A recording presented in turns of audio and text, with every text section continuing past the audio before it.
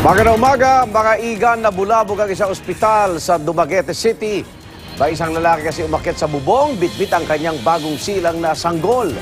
Ang insidenteng nahuli kam sa unang balita.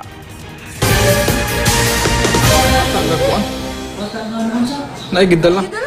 Sa cellphone video ito sa Dumaguete City, makikita ang isang lalaking naglalakad-lakad at paminsan-minsan ay tumatakbo at kumakaway pa sa bubong ng Negros Oriental Provincial Hospital. Kung titingnan mabuti, mapapansin ng lalaki na may kalong na isang sanggol. Doon na nabahala ang mga tao. Naigid lang. Ilang saglit pa, minabuti na ng ilang residente at gwardiya sa ospital na akyatin ng lalaki.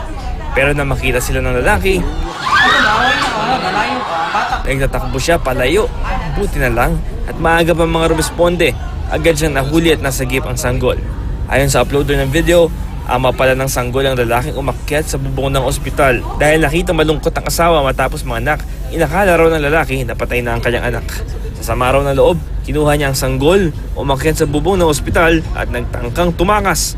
Napag-alamang may problema sa pag-iisip ang lalaki kaya hindi pinablotter sa pulisya ang insidente.